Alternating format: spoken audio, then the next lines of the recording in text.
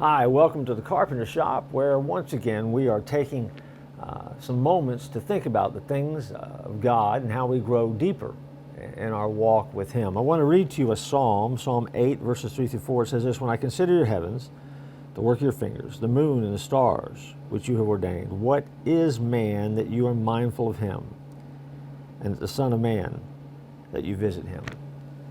Sometimes I get asked not strange questions, but general questions. Recently, I was asked a question, email, Pastor Jeff. Love it when people call me that because it makes me sound important, but I'm really not. But they said, "Pastor Jeff, we hear you like to read, you read all the time. What are you reading?" And that's right. If you look at my office right now, my office is big, but my office is also loaded with stuff. And in the midst of the stuff that's in my office, there are stacks and stacks and stacks of books. And that stack on the floor is the current selection of stuff that I'm reading or stuff to be read. So as I was thinking back, the three most recent books I have read are The Faith of Elvis, written by his stepbrother or brother, Billy Stanley. I have read The History of Magic by David Copperfield, which was absolutely fascinating. And then I just finished a book called Boldly Go, written by William Shatner, who is now 91 years old. And in that book, he reflects on a lot of things that he's learned about life. I love the fact that William Shatner gives the secret to longevity. If you want that secret, I'm going to share the secret that he shared in his book. If you want to live a long time, here's how you do it. Don't die. Pretty simple and pretty profound at the same time. But when it comes from a 90-year-old man, it makes sense. But recently, William Shatner's had some life events. Some of them are mentioned in the book. He got to swim with sharks at age 90. He got to meet me again at age 90, which he didn't mention in the book, by the way. But he also went into space with the Jeff Bezos group Blue Origin, and he flew into space. And so Captain Kirk went to space. It was a documentary. You should have seen it. Anyway, as he did, I remember watching the documentary. I remember watching it live when it happened on TV. I was fascinated by it because I'm a William Shatner fan. And I saw how emotional he was when he came back and how he had said that everyone should experience this and it changed their life. And so I was interested as he did a deep dive into that. And it surprised me because the deep dive he did into it was that when he was up there looking out the window of the capsule, he was looking back at planet Earth. And he looked the other way, and all he saw was that vastness of space, the stars and the black, and just seemingly endless places to explore that he had explored in a fictional setting.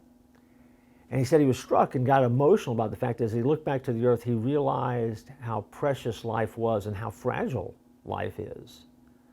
And how there is that very thin layer that really does protect the earth's atmosphere, that allows us the freedom to breathe and enjoy this thing we call life.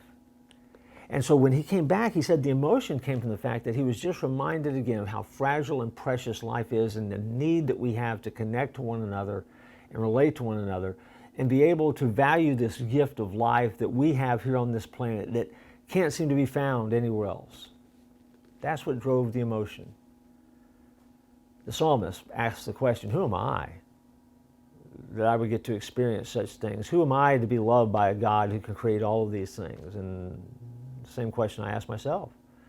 Who am I that gets to experience the blessing that God has for me? Who am I to be able to fit my little spot in the world and have the connections that I have and know that God is using me in that realm?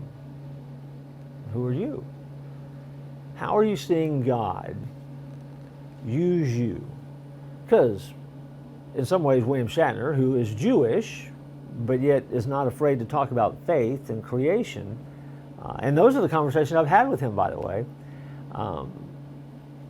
Makes that observation, and it's a pretty keen one. We are people who are living on a very fragile planet in the middle of a very big, vast, open cosmos. It doesn't make sense if it's not created by God. It doesn't make sense if it's not held in place by God, which gives me great confidence that we're going to be okay as a planet because God has created it, put it in motion, and allowed it to be where it is and has not taken his eye off of it. But at the same time, he has placed us on this planet to touch and change this world around us with the love of Christ.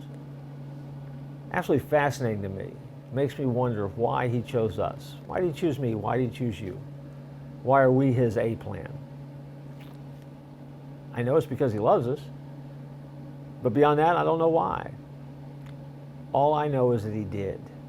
And because he did, then we have a responsibility to do what we were created to do. That's my hope, my prayer for you this day as you strive to be the person that you were created to be. You have a place. It's important and it matters. So connect and change the world. I look forward to joining you next time here in the Carpenter Shop.